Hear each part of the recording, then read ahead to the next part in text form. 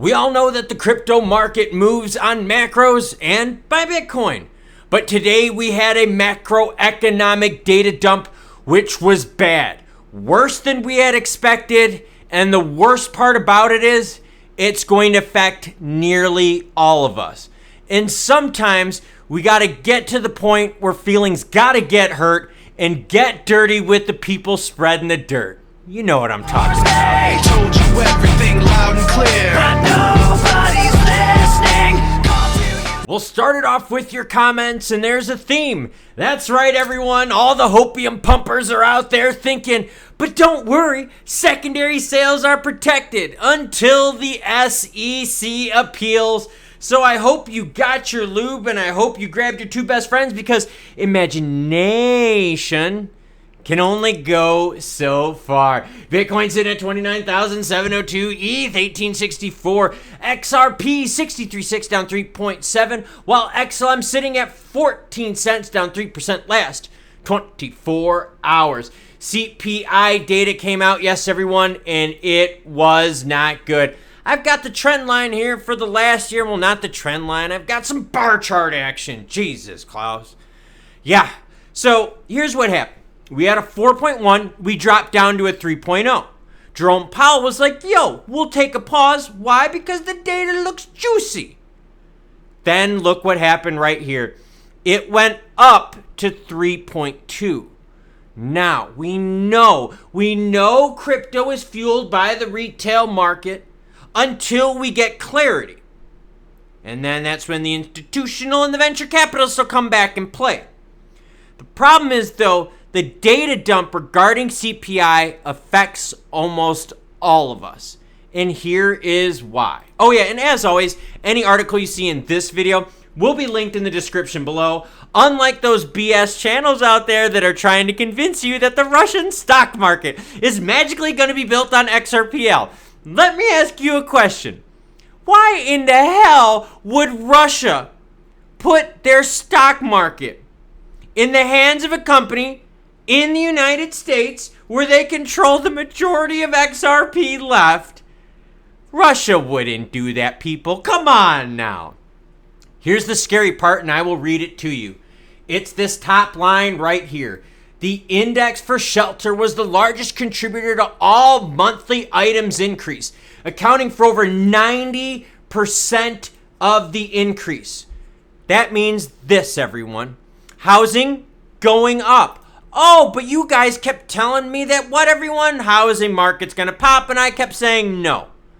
But those of you that have been watching the channel closely for the last couple years have been hearing me say that housing isn't gonna crash, and you're well informed. But the hopium pumpers out there, they try so hard to convince you that everything is sunshine, rainbows, and imagination. So the deal is this. Housing prices are going up, and the interest rates you're paying on those homes are going up, which means your biggest bill, that's right, for everyone across the globe, housing is pretty much the biggest bill. So now, housing is going up, the bubble's not popping. Why? Because private equity groups have cash. When they have cash, what does that mean, everyone? Yes, they can avoid interest rates. Oh, and since they were getting cash for so cheap for so long because Fed fund rates were down, that means they can weather a storm a lot longer than most people. So, if the crypto market is fueled by retail, and right now, retail is facing what, everyone? High housing, which is your biggest bill. That means there's not as much money to go around, is there? We also have a lack of regulatory clarity as the SEC is like, yo, girlfriend, guess what? We want to appeal. Now, here's the best part. Let's pretend they're not granted the appeal.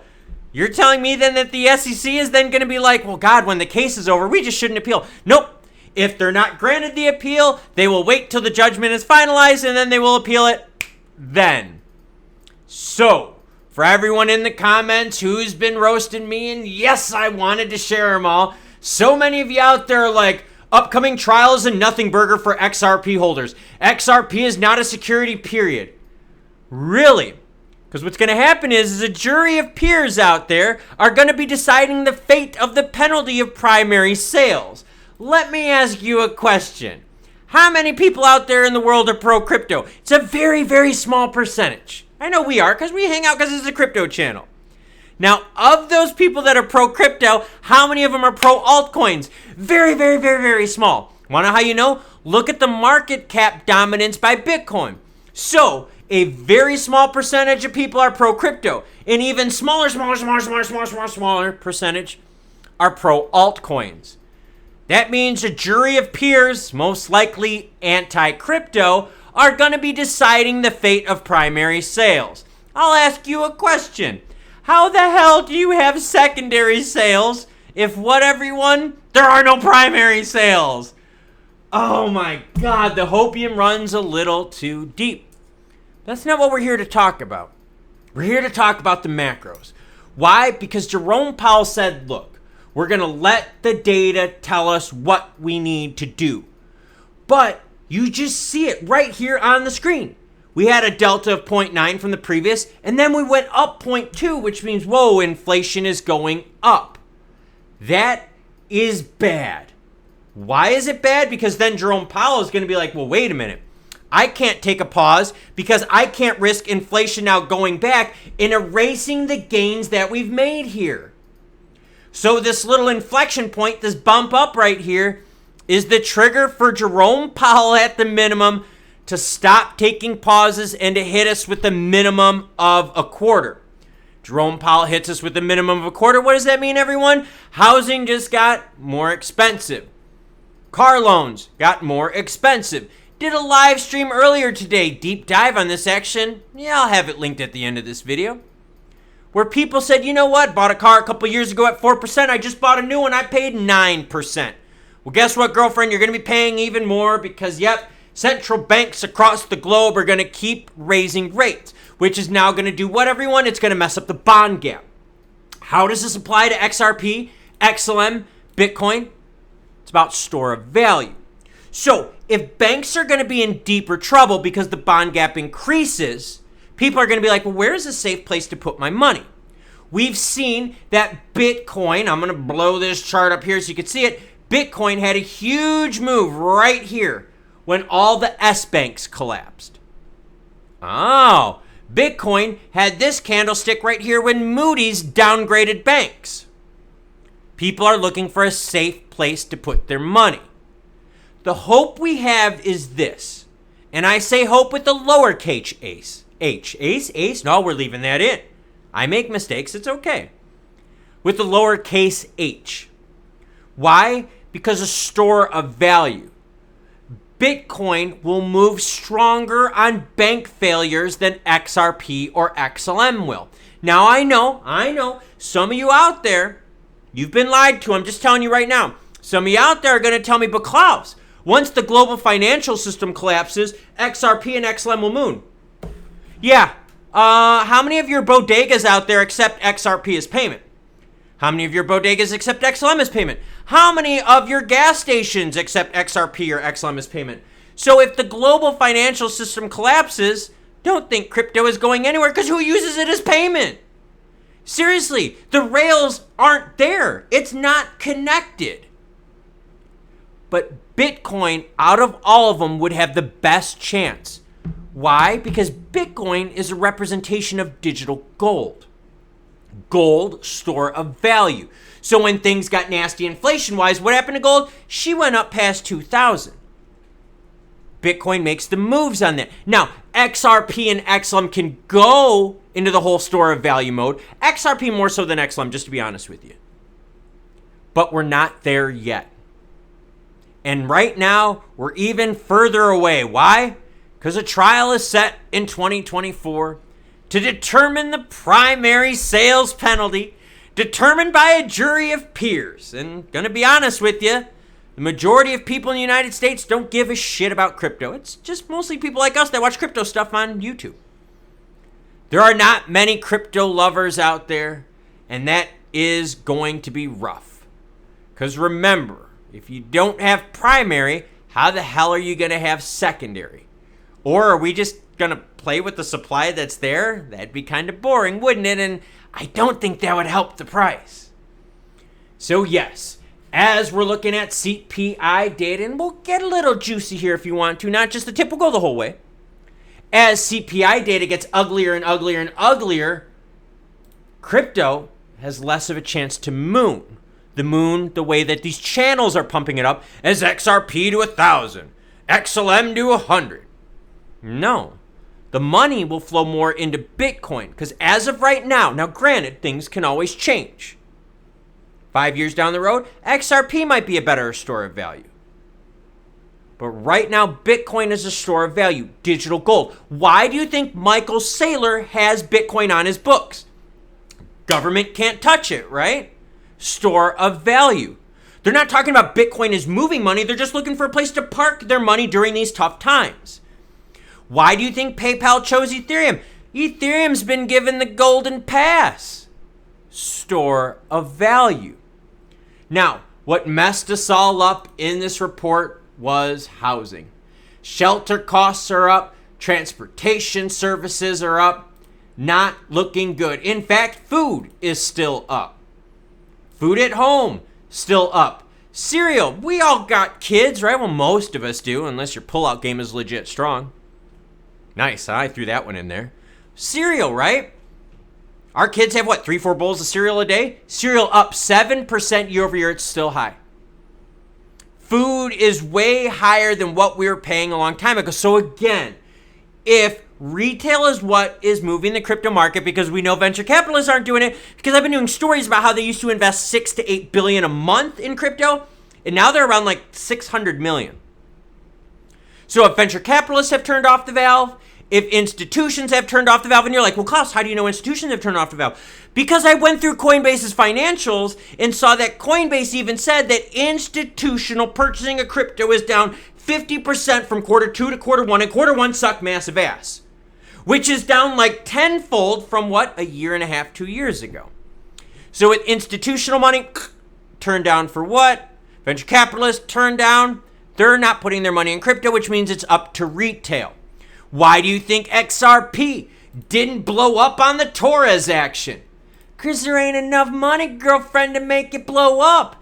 And because smart people out there, the ones that have followed, subscribed to this channel, and probably hit the notifications bell so you don't miss out, realize that it gave us zero protection whatsoever.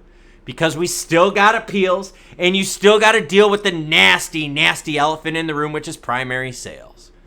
So CPI data came out today, not looking good, because consumers are going to get crushed. Now, energy is down, but let me ask you a question. Didn't gasoline just go up here these last few weeks? Yes, it did. So wait till you see energy start going back up again. And oh my gosh, what is around the bend, everyone? Natural gas going up. Heating oil going up. Why? Because it's winter time.